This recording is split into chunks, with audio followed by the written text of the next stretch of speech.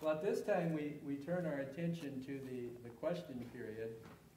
And if I understand the meaning of the flip of the coin, since Dennis started with the opening comments, Scott will be given first opportunity to respond. Is that the understanding of the flip of the coin? So we begin with this question from the audience. As you know, South Dakota voters will be having to decide several ballot issues this fall, as well as decide on many elected offices. There are two ballot issues that are of particular interest to the South Dakota State Medical Association. That's initiated Measure 13, dealing with medical marijuana, and initiated Measure 12, dealing with the smoking ban. Scott, what is your position on these two ballot measures that voters will be asked to decide this fall?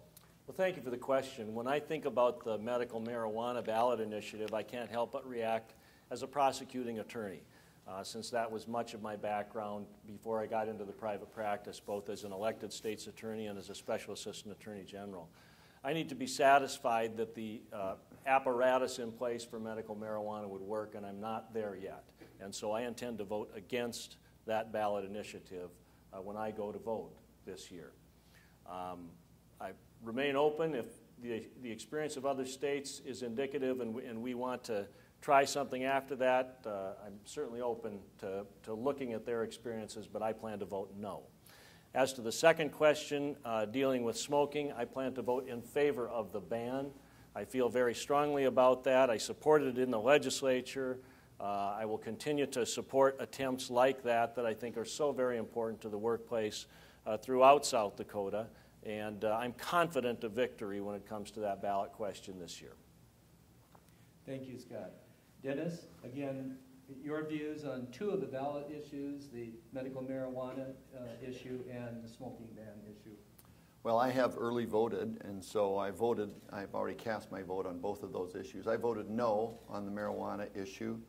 I'm not confident, again, that the regulation of those who would grow the marijuana is sufficient to guard against recreational uses and other uses not in keeping with the intent of the law. I also observe in other states some question whether those who are prescribing, you'll find some who prescribe it fairly easily, and that in some cases the prescription is dependent upon a relatively subjective patient-described malady or pain or problem. And so it's difficult for a practitioner to really be true to the intent of the law. So I voted no to that measure. I supported the referred law. I voted yes on the smoking. While I was in the Senate as a senator, I supported measures to reduce smoking, and so this would be in keeping with that. Each of you has 1 minute for further comment if you wish to use additional time. Scott? I'll just relate an anecdote. I was in Rapid City campaigning, and an individual in a restaurant came up to me and said, "I certainly hope that you are going to vote in favor of medical marijuana." And I said, "Well, I'm not going to, but give me your explanation." And he said, "Well, I'm involved in this strenuous activity, and when I get done at the end of the day, my muscles are really very sore, and I find that marijuana helps a great deal." And I said, I really don't think that's what they had in mind. And so I think there's always that problem that you have to deal with, and unless the process is tightened down enough, you could be asking for trouble. So we have the chance to look at other states' experiences, and that's what we should do. Dennis, yeah. Additional comment? No, just that I'm aware that there's a pharmaceutical equivalent of the active ingredient that would provide the pain relief that's more readily regulated as other controlled substances, and so I think the relief is there if one can take that in pill form.